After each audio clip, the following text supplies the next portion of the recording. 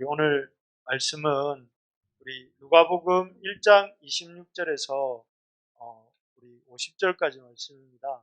같이 한번 성경을 보시면서 또 화면을 보시면서 교독하겠습니다. 1장 26절에서 50절까지 조금 길지만 우리 같이 읽도록 하겠습니다. 여섯째 달에 천사 가브리엘이 하나님의 보내심을 받아 갈릴리 나사렛이란 동네에 가서 다윗의 자손 요셉이라 하는 사람과 약혼한 처녀에게 이르니 그 처녀의 이름은 마리아라. 그에게 들어가 이르되 은혜를 받은 자여 평안할지어다 주께서 너와 함께 하시도다 하니 처녀가 그 말을 듣고 놀라 이런 인사가 어찌하는가 생각하니 천사가 이르되 마리아여 무서워하지 말라 내가 하나님께 은혜를 입었느니라. 보라 내가 잉태하여 아들을 낳으리니 그 이름을 예수라 하라. 그가 큰 자가 되고 지극히 높으신 이의 아들이라 일컬어질 것이요 주 하나님께서 그 조상 다윗의 왕위를 그에게 주시리니 영원히 야곱의 집을 왕으로 다스리실 것이며 그 나라가 무궁하리라. 마리아가 천사에게 말하되 나는 남자를 알지 못하니 어찌 이 일이 있으리이까. 천사가 대답하여 이르되 성령이 내게 임하시고 지극히 높으신 이의 능력이 너를 덮으시리니 그러므로 나실 바 거룩한 이는 하나님의 아들이라 일컬어지리라. 보라 내 친족 엘리사벳도 늙어서 아들을 배었느니라. 본래 임신하지 못한다고 알려지니가 이미 6달이 되었나니 그저 하나님의 모든 말씀을 능하지 못하심이 없느니라. 마리아가 이르되 주의 여종이오니 말씀대로 내게 이루어지이다 하매 천사가 떠나가니라. 그때 마리아가 일어나 빨리 산골로 가서 유다 한 동네에 이르러 사가랴의 집에 들어가 엘리사벳에게 문안하니 엘리사벳이 마리아가 문안함을 들을 때 중에서 뛰노는지라. 엘리사벳이 성령의 충만함을 받아 큰 소리로 불러 이르되 여자 중에 내가 복이 있으며 내 태중의 아이도 복이 있도다. 내 주의 어머니가 내게 나아오니 이 어찌된 일인가. 보라 내 문안하는 소리가 내 귀에 들릴 때에 아이가 내 복중에서 기쁨으로 뛰놀았도다. 주께서 하신 말씀이 반드시 이루어지리라고 믿은 그 여자에게 복이 있도다. 마리아가 이르되 내 영혼이 주를 찬양하며 내 마음이 하나님 내 구주를 기뻐하였으며 그의 여종의 비천함을 돌보셨음이라. 보라 이제 후로는 만사의 나를 복이 있다 일컬으리로다. 능하신 이가 큰 일을 내가 행하셨으니 그 이름이 거룩하시며 긍휼하심이 두려워하는 자에게 대대히 이르는도다. 아멘. 예, 오늘은 위대한 탄생이라는 제목으로 말씀을 나누려고 합니다. 위대한 탄생. 이제 성탄절이 이번 주간에 있습니다. 성탄절을 이렇게 올해는 그 어느 때보다도 성탄 분위기가 별로 안 나는 것 같습니다. 이렇게 코로나 때문이기도 하고 또 코로나를 빙자해서 또 사람들 마음이 그냥 이렇게 주님 예배하는 데보다는 세상 즐거움에 더 마음이 가 있는 것 같습니다. 그래서 성탄의 분위기가 참 없지만 언제든지 하나님의 역사는 우리 인간의 반응과는 상관없이 또 이루어지시는 역사이기 때문에 하나님 말씀을 우리가 이렇게 잘 생각하면서 우리 속에 하나님 주시는 기쁨이 회복되기를 소망합니다. 여기 이런 영화가 있더라고요. 네티비티 스토리라는 영화가 있는데 네티비티가 무슨 뜻인가 제가 찾아보니까 미국 영미권에서 네티비티 이러면 예수님의 탄생을 일컫는 말이라고 하더라고요. 그러니까 네티비티 스토리 말은 예수님의 탄생 이야기 뭐 이런 뜻이에요. 그런데 이 부제목이 우리 뭐라고 적혀 있냐면 위대한 탄생 이렇게 되었습니다. 이 영화도 약간 좀 신이 된 한 아이의 탄생 비밀 이런데 이거 조금 잘못된 거죠, 그죠? 원래 하나님이셨는데 어쨌든 이 위대한 탄생 이 이야기는 어디에서 나온 근거를 두고 있는 거냐면은 여기 보면 누가복음 1장 49절에 보면 능하신 이가 큰 일을 내게 행하셨으니 이 구절을 우리가 읽었습니다. 여기 보면 큰 일을 내게 행하셨다고 마리아가 고백하는데 거기에서 위대한 탄생이라는 말이 나온 것 같아요. 여호와께서 마리아를 통해서 큰 일을 행하셨다라고 얘기를 하는데, 참 영화 제목도 위대한이고 마리아도 큰 일을 하나님이 자기에게 행하셨다라고 했는데, 이렇게 내용을 보면, 읽어보면 그렇게 위대하거나 큰 내용이라고 보기에 어려운 부분이 많이 있는 것 같습니다. 역사적인 배경도 그렇고 등장하는 인물들도 그렇고 또 이야기의 결말도 그렇게 막 아주 드라마틱하거나 아주 그레이트한 그런 얘기가 아니죠. 그래서 이렇게 구체적으로 보면 이 위대한 탄생이라고 말을 했는데, 위대하지 않은 그냥 평범한 이야기들이 이렇게 등장하는데, 이걸 보면서 우리가 위대하지 않은 것 같은 이유들을 한번 생각을 해보면, 첫째는 이 당시가 시대적 배경으로 볼 때 그렇습니다. 원래 그 세종대왕이 뭐 아주 여러 가지 많은 발명을 하고 책을 발간을 하고 했던 것은 그 시대가 태평성대였기 때문인데, 여기에 보면 이 시대는, 예수님이 등장할 시대는 로마의 통치하에 있었습니다. 그리고 그 로마의 통치하에서 이렇게 에돔 사람 헤롯이라고 하는 사람이 이렇게 다스리고 있었어요.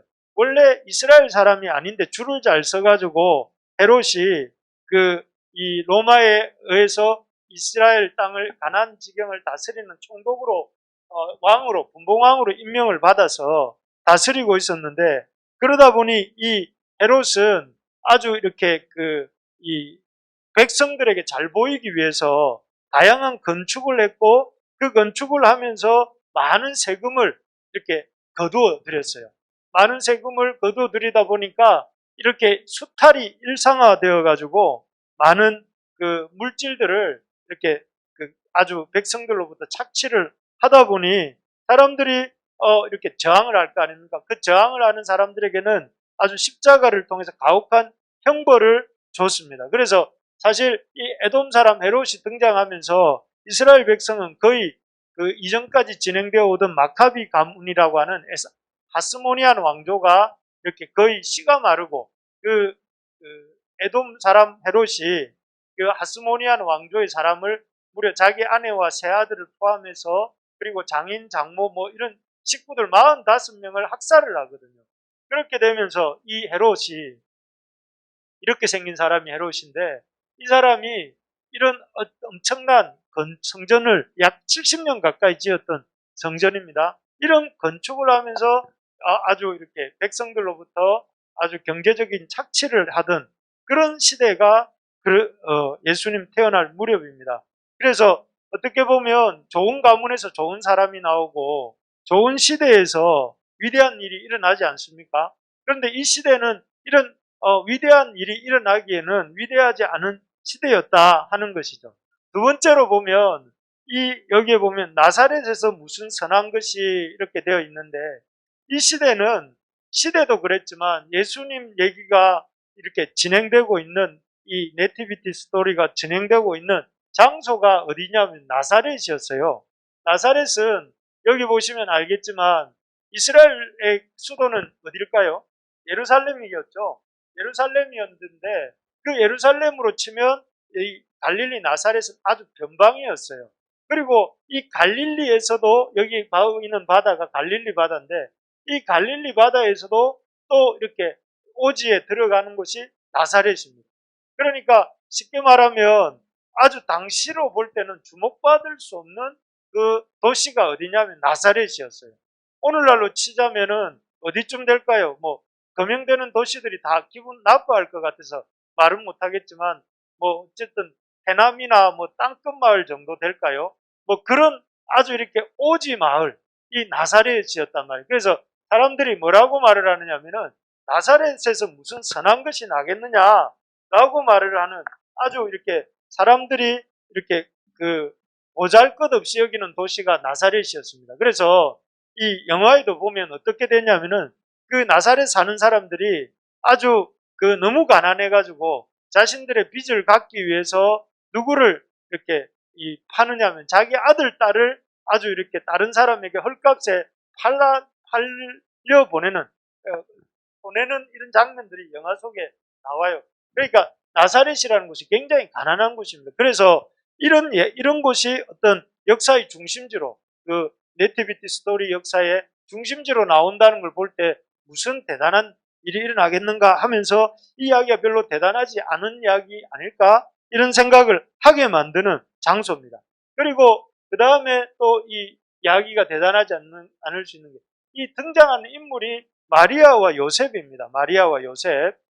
이 마리아의 나이는 당시에 보면 한 16살쯤 되게 나와요, 설정이. 그리고 이 그녀는 자기 말로 뭐라고 하냐면 여인 중에 하나고 자기는 비천한 여종이다, 이렇게 말해요. 실제로 이 마리아는 그 아주 이렇게 그 팔려감을 면하기 위해서, 로마인들에 의해서 붙들려가기를 면해서 일찍 이 요셉이 지참금을 주고 돈을 주고 그 마리아를 자기 아내로 이렇게 샀어요. 샀다는 표현은 좀 이상하지만 아내로 맞이했어요. 지참금을 주고. 그래서 아주 평범한 여성으로 등장합니다. 그래서 여기 보면 배우도 이렇게 우리가 잘 모르는 배우인데 이런 배우를 이불로 기용을 한 것 같아요. 그리고 여기 보면 요셉도 등장하는데 요셉도 그냥 이렇게 평범하게 나옵니다. 착하고 곱슬머리, 목수였고, 그 외에는 이렇게 또 이 누가복음 1장과 마태복음 2장에 등장한 이후로는 성경에 등장하지 않습니다. 그래서 이렇게 보면 둘 다 아주 그 시대의 평균적인 남자와 여자라 할 수 있겠죠.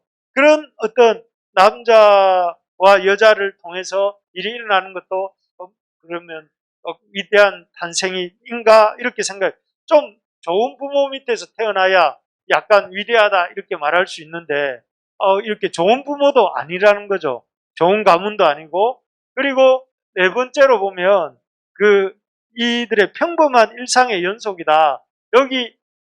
여기는 보면 마리아와 요셉이 베들레헴에 호적하러 가고 있는 장면인데, 호적하러 갈 때도 뭐 대단한 어떤 행렬을 속에 끼어서 간 것이 아니라 이 당나귀를 타고 마리아는 만삭의 몸으로, 그리고 요셉은 힘들게 모래바람을 헤치면서 걸어가고 있는 장면이에요. 그리고 나중에 이 요셉과 마리아가 아시는 것처럼 베들레헴에 도착해서는 머물 곳이 없어서 이 마구간이라고 나와 있는데, 가보니까 마구간이 아니고 그냥 천연 바위예요, 바위. 바위로 된 이렇게 움푹 패여 있는 장소인데, 그곳에다가 이제 그곳에서 들어가서 아내가 이렇게 몸을 풀고 있는, 아이를 놓고 이렇게 있는 장면인데, 그래서 이런 이야기 쭉 길게 얘기했지만, 그리고 이 이후에 예수님의 탄생 이후에는 약 30년간 예수님의 이야기들이 침묵 속으로 들어갑니다. 그래서 길게 얘기했지만 이게 어떻게 이런 등장인물이나 시대적 배경이나 또 이런 사건들을 보면 위대한 탄생? 정말 위대한 탄생인가? 예수님의 오심이 위대한 탄생인가? 이렇게 의문을 갖게 만드는 내용이 이 본문의 내용입니다. 그런데 이것이 위대한 탄생인 이유가 있습니다. 왜냐하면은 왜 이 네티비티 스토리를 위대한 탄생이라고, 이렇게 큰 일이라고 이렇게 말을 하는가 하면은, 첫 번째 이유는 이겁니다. 하나님이 택하셨기 때문에, 선택하심이 있기 때문에 그렇다는 것이죠. 앞에서 살펴본 것처럼 그 시대는 하나님의 일이 일어날 만한 시대도 아니었고 하나님이 선택하실 만한 그런 사람들도 아니었죠. 그러나 이 시대를 지나서 이 시대는 좀 넘어서서 역사가 일어나는 것이 옳을 것 같아요. 왜냐하면 그나마 이 북이스라엘과 남유다의 마지막 왕조라고 할 수 있는 하스모니안 왕조, 마카비 가문도 이렇게 에돔 사람 헤롯에 의해서 요절이 됐고 단절이 됐고, 또 사람들은 로마의 통치하에 겨우겨우 이렇게 살아가고 있는 그런 시대였단 말이죠. 그래서 만약 제가 농부라면 이 시대라는 시대를 택하지는 않았을 그런 시대였는데, 그런데 그런 시대가 하나님 앞에서 이런 위대한 탄생이 일어나는 이유는 여기 보는 것처럼 하나님의 선택하심이 그 시대 가운데 있었기 때문에 그렇습니다. 여기 보시면 예수님이 오시자마자 하신 말씀이 뭐냐면은 때가 찼고라고 말씀했어요. 이 때라는 것은 뭐냐면 하나님의 이 계획하셨던 때가 되었다는 것이죠. 그래서 그 하나님의 계획하신 때는 언제냐 하면은 주께서 선지자로, 이 이사야 선지자를 가리키죠. 선지자로 하신 말씀을 이룰 때가 되었다 하는 것이죠. 이 이사야 선지자가 이렇게 말을 했습니다. 처녀가 잉태하여 아들을 낳을 것이요 그 이름은 임마누엘이라 하리라. 그래서 하나님께서 선지자 이사야를 통해서 처녀가 잉태하여서 아들을 낳을 것인데, 그 하나님이 말씀하셨고 약속하신 그 말씀이 이룰 만한 때가 이때라고 하나님이 여기셨고, 또 그 때에 하나님이 그 마리아에게 잉태케 하셨기 때문에 그 시대가, 그 탄생이, 위대한 탄생이 된다 하는 것입니다. 그 사실 위대한 시대가, 우리가 생각할 때는 이런 위대한 사람이 태어나려면 위대한 가문이 있어야 되고, 위대한 일이 일어나려면 위대한 시대여야 된다고 우리는 생각하고, 저도 그렇게 생각을 합니다. 그래서 우리가 보기에는 좋은 시대가 있고 또 나쁜 시대가 있는 것 같고, 또 전성기가 있고 비전성기가 있을 것 같은 그런 생각이 듭니다. 그런데 하나님의 눈에는 그런 것이 없습니다. 하나님이 일하시는 때가 위대한 때이고 하나님이 일하시는 때가 전성기다 하는 것이죠. 그래서 본문에 이 등장하는 그 엘리사벳과 사가랴라고 하는 인물이 나옵니다. 여기 나오는 사람이 사가랴고 여기 나오는 사람이 엘리사벳인데요. 이들도 사실은 그 나이가 많아서 엘리사벳이 잉태를 못했다, 두 사람이 나이가 많았다고 했어요. 그런데 하나님께서 그들이 간절히 아이를 갖기를 원하지만 아이를 못 가졌지만, 하나님의 천사가 이 마리아가 잉태하기 6개월 전에 그 엘리사벳과 사가랴의 집에 이 아이를 주시죠. 그 아이가 누굽니까? 세례 요한이에요. 그러니까 그 인간적으로 볼 땐 전성기가 지났잖아요. 여기 영화 속에서는 이렇게 조금 젊게 나왔지만 실제로는 나이가 많아서 아이를 가질 수 없는 그런 사람이었단 말이에요. 그런데 하나님께서 엘리사벳과 사가랴에게 찾아오셔서 그에게 하나님의 생명을 불어넣으시니까 잉태하게 되었고, 그 잉태의 결과로 세례 요한이 태어나게 되어서 그가 예수님의 앞날을 예비하게 되지 않습니까? 그래서 우리가 생각해 볼 때 우리의 좋은 시대는 갔다, 또 우리에게 그런 어떤 놀라운 하나님의 일은 일어나지 않을 것이다 라고 생각하는 것은 별로 중요하지 않다는 거예요. 뭐가 중요하다는 거예요? 하나님이 일하시는 것이 중요하다는 거예요. 하나님이 일하시면 이런 나이든 부부에게서도 아이를 낳게 할 수 있고, 하나님이 일하시면 로마의 압제하에서 그 헤롯의 수탈 가운데 있는 그 이 민족들 가운데도 이 그리스도가 오시고 하나님 역사가 일어날 수 있다는 것이죠. 그러니까 상황과 환경이 중요한 것이 아니라 하나님의 일하심이 있느냐 없느냐가 더 중요하다 하는 걸 보여주시는 것이 이 위대한 탄생 이야기가 우리에게 보여주는 것입니다. 역사와 인생의 위대한 전환점은 우리에게서 나오는 것이 아니에요. 인간이 만들어내고 인간이 만들어 놓은 환경에서 나오는 것이 아니라 하나님의 그 선택하심과 하나님의 일하심에서 나온다 하는 것입니다. 그래서 하나님이 일하기 시작할 때는 어떤 절망적인 시대, 지금 시대처럼 코로나로 인해서 그 모든 것이 움츠려 있는 이런 때라 할지라도 하나님이 일하시면 역사가 일어날 수 있다 하는 것입니다. 여러분 믿으시기 바랍니다. 그래서 여러분 그것을 의지하는 태도를 갖고 사는 사람이 누구냐 하면 그리스도인이에요. 그리스도인은 어떤 사람이냐? 시대와 환경을 가지고 하나님을 바라보는 사람이 아니라 하나님을 통해서, 하나님의 그 일하심을 통해서 그 시대와 환경을 뛰어넘을 수 있는 사람. 그래서 그 로마의 압제 아래 있던 시대 가운데도 하나님이 예수님을 보내셔서 새로운 역사의 신기원을 이루신 것처럼 오늘 우리도 우리의 인생 가운데도 나는 지금 절망적이고 낙심할 수밖에 없고 이렇게 위축될 수밖에 없는 상황이라 할지라도 하나님이 일하시면, 하나님 내 인생 가운데 일하시면 우리 인생이 바뀔 수 있다 하고 믿는 사람이 하나님의 사람이고 그리스도인인 줄 믿습니다. 우리 한번 따라해 봅시다. 하나님이 일하시면 위대한 시대가 됩니다. 예, 위대한 시대가 따로 있는 게 아니라 하나님이 일하시면 위대한 시대가 그 시대가 위대한 시대다 하는 것이죠. 자, 두 번째로 보면 이 시대가 위대한 이유는 하나님의 성령의 역사하심이 있었기 때문에 위대합니다. 여러분 이 본문을 보면 하나님의 그 시간표의 절묘함을 볼 수가 있는데요. 여기 보면 6달에 천사 가브리엘이 하나님의 보내심을 받아 갈릴리 나사렛이라는 동네에 갔다 이렇게 되어 있는데, 이 6째 달은 여기에 나오는 그 누굽니까? 이 엘리사벳이 아이를 가졌던 그때로부터 6째 달이 됐다는 것이, 좀 전에 말씀드린 것처럼 하나님의 기적적인 개입하심으로 그 나이 많아 늙은 그 엘리사벳에게 하나님이 세례 요한을 이렇게 잉태케 하셨습니다. 그래서 엘리사벳은 누구보다도 나는 성녀야, 나는 이제 더 이상 아이를 가질 수 없는 여인이야 라고 이렇게 생각을 하고 있었어요. 그런데 하나님의 이 은혜로 이 엘리사벳이 아이를 갖고 있다가 6달이 되고 뱃속에 태동이 있는 것을 느끼고 있던 차에 누가 오느냐면은 먼 친척인 마리아가 이 갈릴리 나사렛으로부터 그 요한이 살고 있던 곳으로 온 것이죠. 그래서 이 엘리사벳이 딱 볼 때에 만약 그 전에 6째 달 이전에 왔다면 마리아를 훈계했겠죠. 너 어떻게 된 일이냐? 너 어디서 이 아이를 가졌느냐? 했을 텐데, 자기에게 하나님이 이미 이룰 수 없는 놀라운 일을 주셨고, 또 마리아가 자기에게 다가올 때에 자기 태중에 있는 아이가 복중에서 뛰놀았던 것이, 세례 요한이 뱃속에 있는 엘리사벳의 뱃속에 있는 세례 요한이 그 마리아의 뱃속에 있는 아기 예수의 그 움직임을 보면서 복중에서 뛰놀면서 막 이렇게 그 반가워하는 것을 볼 때에 성령의 충만함을 받고 네 여자 중에 내가 복이 있다 하면서 마리아를 축복하고 있는 장면입니다. 그래서 여기에 보면 하나님이 준비시키신 거죠. 엘리사벳을 준비시키신 거죠.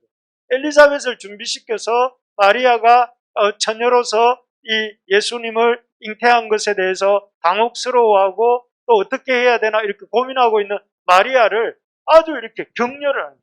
이것은 하나님이 너를 통해서 하나님의 큰 일을 하신다. 하나님이 너에게 이렇게 이 고백하는 것죠. 복이 있다. 네가 복이 있다. 처녀가 잉태했는데 복이 있다고 할 어른이 누가 있습니까? 그죠? 너 어쩌려고 이러냐? 이렇게 아니라 네가 복이 있다. 하나님이 내 태중의 아이에게 주의 어머니가 내게서 나온다. 네가 낳을 아이는 보통 아이가 아니다. 라고 이렇게 마리아를 격려하고 있는 것입니다. 그래서 이러한 격려가 마리아에게 큰 힘이 된 것입니다. 그 이후에 마리아가 걸어가게 되는 수많은 인생의 고난들을 마리아가 이길 힘이 나온 것이죠. 뿐만 아닙니다. 이 마리아가 그 아이를 베들레헴에서 낳았을 때에 동방에서 온 박사들이 아마도 여기 페르시아라고 알려져 있고, 적어도 한 1400km 이상, 이 동방이라고 하는 것은 한 1400km 정도 떨어진 페르시아라고 여겨지고 있고, 그 페르시아에서 1400km를 이런 이 예물과 낙타와 일행을 데리고 오려면 적어도 서너 달 이전에 이렇게 움직여서 와야 되는데, 이들이 와서 몰약과 유황과 황금으로 이 아기 예수께 경배를 드리고 있지 않습니까? 그래서 이때 받은 몰약과 유황과 황금이 헤롯의 그 어떤 핍박을 피해서 애굽으로 도망갈 때 그 성가족 요셉과 마리아와 예수님이 이렇게 필요한 물품들을 이때 공급받게 되는데요. 이 일도 어떻게 일어났습니까? 하나님이 큰 별이 반짝이는 걸 보게 하셔서 동방박사들이 그 별을 보고 이 베들레헴으로 움직이게 되지 않습니까? 그러니까 하나님이 정확한 타이밍에 마리아를 격려하시기 위해서 엘리사벳을 준비시키시고, 또 그 마리아와 요셉의 그 삶의 그 앞날을 대비하시면서 동방박사를 보내시고, 그래서 이 모든 과정들을 통해 가지고 하나님은 하나님의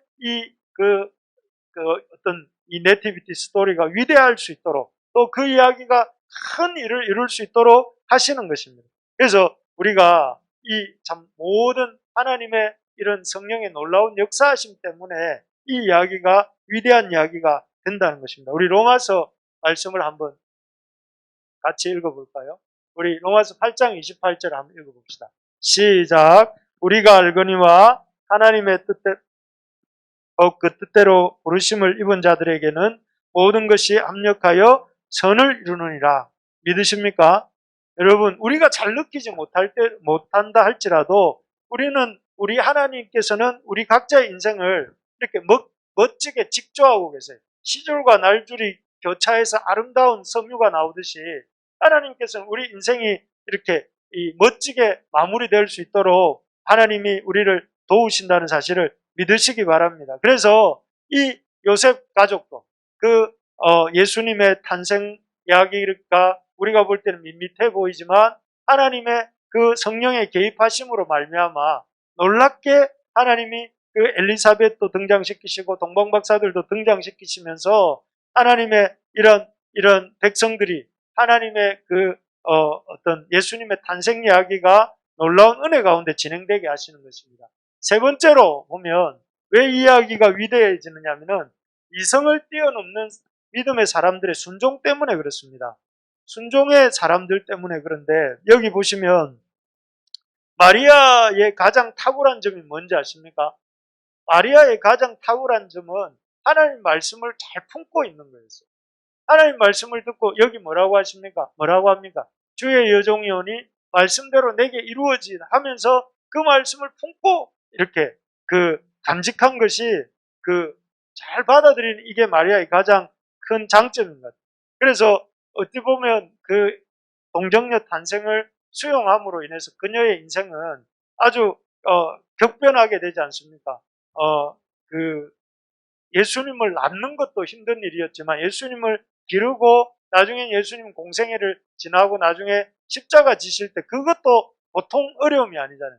어머니로서 자녀의 그런 어떤 죽음을 지켜보는 것도 쉬운 일이 아니었지만 그런 과정들을 이 여인 마리아가 기꺼이 받아들인 거죠. 그리고 그 사실을 계속 품고 가고 여기 요셉도 마찬가지입니다. 요셉 입장에서 보면 자기가 약혼한 정혼한 아내가 자기와는 잠자리를 하지도 않았음에도 이미 잉태를 했다는 소식을 들을 때에 아주 이렇게 이해할 수 없고 아무리 천사가 나타났다 할지라도 좀 수용하기 어려울 수도 있는데 여기 보면 뭐라고 되어 있습니까? 주의 사자의 분부대로 행하여 그의 아내를 데려왔다라고 하는 것이죠. 그래서 결국은 이런 어떻게 보면 자신들의 이해와 이성으로는 일어날 수 없는 일들임에도 불구하고 내게 이루어지다 하고 그 말씀을 수용하고 또 그 말씀대로 일어난 일들을 받아들일 때에 그런 믿음과 그런 순종을 통해서 하나님께서 역사하신다는 것이죠. 그래서 위대한 일은 일상의 믿음과 순종을 통해서 일어납니다. 그래서 그런 믿음이 이 이야기가 왜 네티비티 스토리를 위대한다고 이렇게 표현을 하는가? 큰 일이라고 표현하는가? 여러분, 뭔가 우리가 생각하는 드라마틱하고 아주 이렇게 아주 큰 파노라마의 어떤 사건이 일어나서가 아니라 바로 이 하나님을 향한 큰 믿음을 가지고 믿음으로 살아가는 삶이기 때문에 하나님께서 위대하다고 이렇게 표현하시는 거죠. 그래서 여러분, 우리가 하나님 말씀이 터툴리안이라고 하는 교부는 그런 말을 했습니다. 나는 알기 위해 믿는다. 나는 이렇게 이해가 되어서 믿는 게 아니라 알기 위해 믿는다. 하나님을 내가 다 이해를 해서 믿는 것이 아니라 그 이해를 하기 위해서 하나님을 믿을 때에 하나님이 역사가 어떻게 진행되는지를 알게 되는 것이죠. 여기 보면 제가 옛날에 다니던 이 목사님의 간증을 한번 들어본 적이 있습니다. 부흥회를 하러 오셔가지고 진주에 있을 때 또 이렇게 한번 들어보고 부산에서도 한번 들어본 적이 있는데 이분의 이야기가 참 드라마틱한 부분이 많아요.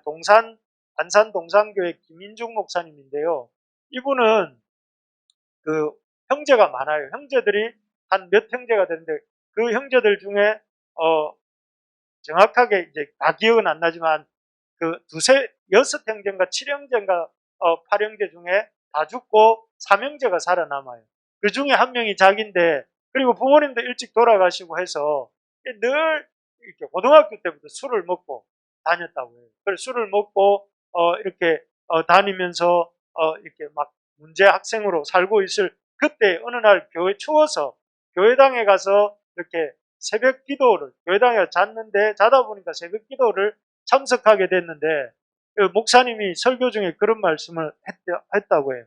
하나님을 이렇게 의지하면 새벽 기도를 매일 나와서 하나님께 기도하면 서울대학교도 갈 수 있다. 이렇게 말씀을 했대요. 그러니까 이 사람이 술 기운에 들었는데 아마 목사님께서는 이 김인중 목사 학생이었겠죠. 그때는 김인중이라거나 이 학생을 좀 좋은 길로 인도하기 위해서 새벽 기도하러 와라 이 말씀하기 위해서 그냥 하신 말씀일 수도 있는데 그 이 김인중 목사님은 그 말을 가슴에 팍 난 좀 이렇게 술 먹고 엉망으로 살고 싶지는 않은 마음이 있었기 때문에 그 말씀을 듣고 그때부터 새벽 기도를 고3이었는데 그때가 하루도 빠짐없이 나가기 시작했답니다. 그래서 어떤 날은 술을 먹고도 새벽 기도하러 가고 또 어떤 날은 시험 치러 가는 날도 새벽 기도하러 가고 그리고 나중에 시험장에 나가서도 하나님 기도하면서 하나님 이 시험에 떨어지면 저는 죽습니다 하고 도와주세요 하고 기도를 했답니다.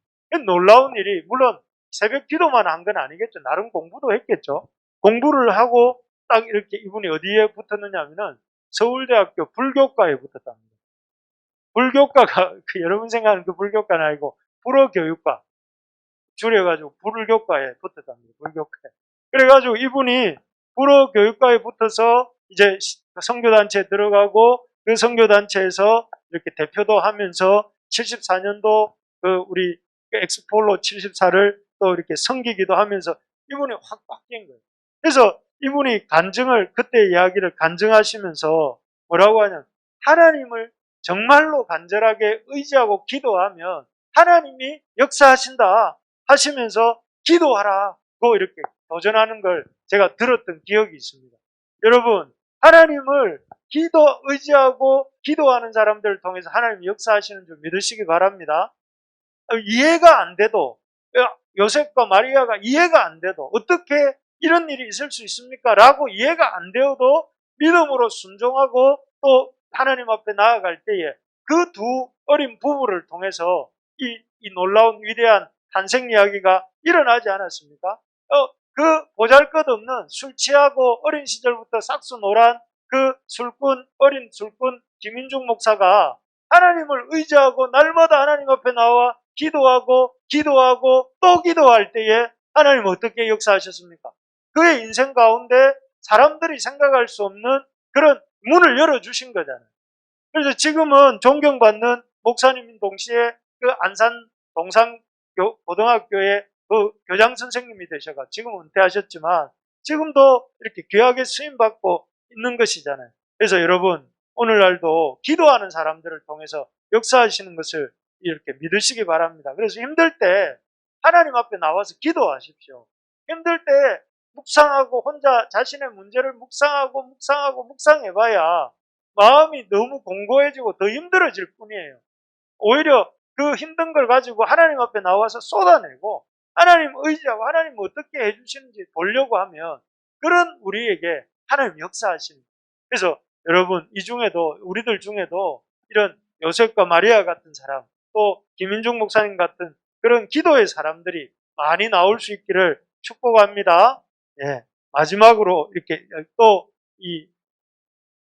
한번 보면 그래서 우리가 이런 위대한 탄생이 잘 안 넘어가네요. 우리의 기쁨이 되려면 어떻게 해야 되는가? 첫 번째는 은혜로 임한 성탄을 붙잡아야 된다 하는 것입니다. 성탄의 은혜를 경험한 첫 번째 성탄의 은혜를 경험한 마리아는 역시 우리처럼 그런 거룩한 주님의 탄생을 입을 만한 형편이 아니었습니다. 우리 누가복음 1장 28절 같이 한번 읽어봅시다. 시작. 그에게 들어가 이르되 은혜를 받은 자여 평안할지어다 주께서 너와 함께 하시도다 하니 여기에 보면 은혜를 받은 자여 라고 되어 있습니다. 그리고 30절에도 보면 내가 하나님께 은혜를 입었느니라 이렇게 되어 있습니다. 입었느니라 라고 되어 있습니다. 그래서 그녀 역시 성품이 좋았다거나 행실이 좋았다거나 기도를 열심히 했다거나 거룩했다거나 뭐 그렇게 표현하고 있지 않고 성경이 뭐라고 했느냐면은 네가 은혜를 입어서 그렇다 이렇게 말씀하세요. 그래서 영화에도 보면 어떻게 나오냐면 그녀 역시 보통 소녀들처럼 사는 것에 바빠가지고 열심히 아버지의 올리브 농사를 거들고 밀농사를 거들고 또 그러면서 열심히 다른 집 올리브 농사 또 밀농사 도와주러 알바를 하러 다니고 또 그러면서 열심히 살아내야 되는 그냥 일상적 생활인이었습니다. 그런데 그런 그녀에게 천사가 나타나서 은혜를 받은 자여 라고 말을 하고 있고, 또 하나님의 은혜를 입었다라고 말할 때에 거기에서 그 여가 이렇게 이 예수의 어머니 마리아로서 이렇게 쓰임받는 시작이 된 것이죠. 그래서 이 구절은 성경에 은혜를 입었다 할 때 나오는 이 헬라어는 다른 구절, 딱 성경에 2번 나오는데 이 은혜를 입다 이런 표현이 저기에 이 에베소서 1장 6절에 보면 이는 그가 사랑하시는 자 안에서 우리에게 거저 주시는 바 그의 은혜의 영광을 찬송하게 하려는 것이라 할 때, 은혜의 영광을 사랑하시는 자 안에서 우리에게 거저 주시는 바 할 때 그 거저 주신다 하는 것과 같은 단어가 여기 은혜를 받은 자라는 뜻에 들어가 있다고 해요.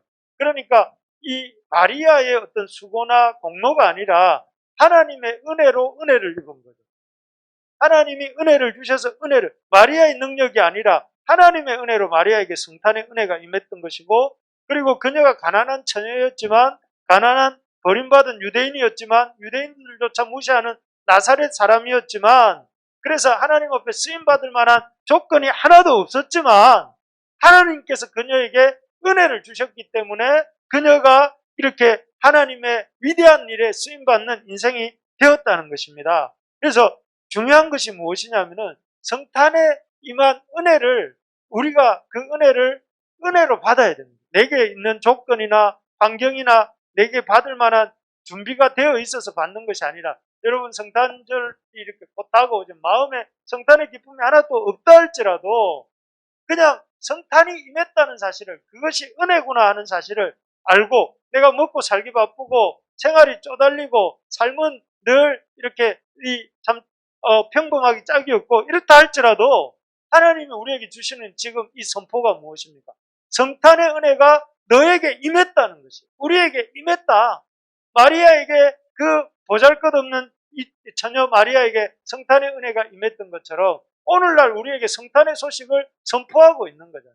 주님의 그 은혜가 우리에게 임했다 하는 사실을 믿음으로 아멘하고 붙잡고, 이것이 뭡니까? 하나님이 주시는, 우리에게 주시는 그 무한한 호의의 표현이 무엇이냐면 바로 예수님의 오십니다. 예수님이 오셨다는 건 뭘 말하는? 우리에게 당신이 은혜로 대하겠다고 이렇게 하나님이 보여주시는 아주 중요한 신호가 성탄이잖아요. 그래서 여러분, 우리가 이런 성탄의 은혜를 힘있게 붙잡는 이번 성탄이 되기를 바랍니다. 하나님이 나에게 은혜를 주시는구나. 우리가 이 은혜 안에 들어왔구나. 그리고 이 은혜를 우리가 받아 누릴 수 있는 기회가 왔구나 하는 것을 알면서 그 하나님의 은혜를 힘있게 붙잡는 우리 모두가 되기를 소망합니다. 2번째, 우리가 이 성탄을 어떻게 위대한 탄생이, 나의 위대한 역사가 되기 위해서는 하나님의 위대하심을 믿으라. 하나님의 위대하심을 붙잡으라는 것입니다. 그래서 이 하나님은 이 성탄을 통해서 우리에게 보여주시는 게 뭐예요? 예수님이 동정녀의 몸에서 태어났다는 걸 사실 믿기 쉽습니까? 믿기 어렵습니까? 아빠 없이 태어난다는 게 쉽지 않잖아요. 그런데 하나님께서 하시는 일 중에 쉽지 않은 일들이 많습니다. 제일 쉬운 게 뭐냐면, 여러분, 어떤 곤충이 몸통보다 날개가 더 작다면 날아갈 수 있을까요? 어떤 곤충이 있다고 치는데 그 곤충의 날개가 몸통보다 훨씬 작아요. 그러면 날아갈 수 있을까요? 없을까요? 없겠죠. 근데 그런 그런 곤충이 있습니까? 없습니까? 있죠. 그게 뭐죠? 땡벌이 그렇다고 그러다고. 땡벌이 날개가 몸통보다 훨씬 작아요. 그런데 날 수 있잖아요. 자연적으로 보면은, 인간적으로 볼 때는 그건 불가능한 일인 것 같은데, 이성적으로 볼 때는. 그런데 이성적으로 볼 때 불가능한 일들이 세상에는 많이 일어나요. 예를 들면, 여러분, 심장이 하루에 펌프질을 몇 번 한다고 들었습니까? 10만 번을 한대요, 하루에. 하루에 10만 번. 그래서 일생 동안 보통 사람의 심장이 몇 번을 뛰느냐면은 25억 번을 뛴대요. 이 작은 우리 주먹만한 우리 가슴 속에 있는 심장이. 그래서 그 심장이 펌프질하는 양이, 그 하루에 펌프질하는 양이 15,000리터고 그 거리가 96,000km. 이게 하루인지는 모르겠는데. 그래서 이렇게 뛴대. 근데 이 심장이 인간적으로 볼 때 그렇게 뛰는 걸 생각해 보면 여러분 이해가 됩니까? 안 됩니까? 이렇게 놀라운 성능을 가진 기관이 존재한다니, 조그만 이 주먹만한 것이 꿈쩍꿈쩍 하면서 움직이잖아요. 제가 하고 있는 이야기들의 요지는 무엇이냐면 우리가 이해가 안 되는 일들이 많아요, 세상에. 그런데 그 중에 하나가 뭐냐면 하나님이 이런 동정녀의 몸에서 하나님의 하나님 성자 하나님께서 오신 일이죠. 근데 이런 일들이 하나님의 역사를 통해서 우리에게 보여주시는 것이 무엇이냐면은 하나님은 인간적인 생각을 넘어서 역사하실 수 있는 분이다. 하나님의 역사를 인간적인 생각으로 제한하지 말라 하는 것입니다. 하나님은 하나님의 방법으로 얼마든지 일하실 수 있는 분이다. 그걸 보여주는 것이 이 네티비티 스토리를 통해서 우리에게 보여줍니다. 하나님은 위대하신 분이다. 위대하신 하나님을 믿는 사람이 될 것을 보여주는 것이 이 마리아의 이야기고, 마리아와 요셉을 통해서 이 땅에 주님이 오신 이야기입니다. 그래서 마지막으로 성령님의 역사하심을 받아들이라. 지금도 성령님께서는 동일하게 역사하고 계세요. 그래서 성령의 역사를 우리가 기대하고 바라면서 참 하나님의 이 놀라운 어떤 일들이 어떻게 일어날지를 기대해야 된다는 것입니다. 그래서 여러분 이런 구절이 있더라고요. 신학적으로 말해 절망은 이단이다. 절망이 이단이다. 그 절망을 왜 이단이라고 말했을까요? 우리 이단은 잘못된 거잖아요. 우리 그리스도인을 신학적으로 말하면 절망할 수 없는 사람이 그리스도인입니다. 왜요? 하나님이 앞에 본 것처럼 하나님이 위대하신 분이고 또 성령이 역사하시기 때문에 성령님이 역사하시기 때문에 절망하면 안 된다는 말이에요. 여러분 이 성탄을 통해서 우리가 우리의 이런 우리를 절망케 하는 상황들, 우리를 절망케 하는 어떤 환경들, 또 사람들, 또 일들 때문에 절망하지 마시기 바랍니다. 하나님의 은혜를 베푸시고 하나님 위대한 일을 하시고 성령이 역사하신다는 사실을 믿으면서 제가 길게 살지는 않았는데요. 지금까지 살아보니까 이 절망할 것 같은 막다른 골목인 줄 알고 갔는데 그 막다른 골목에는 항상 또 다른 새로운 길들이 있더라고요.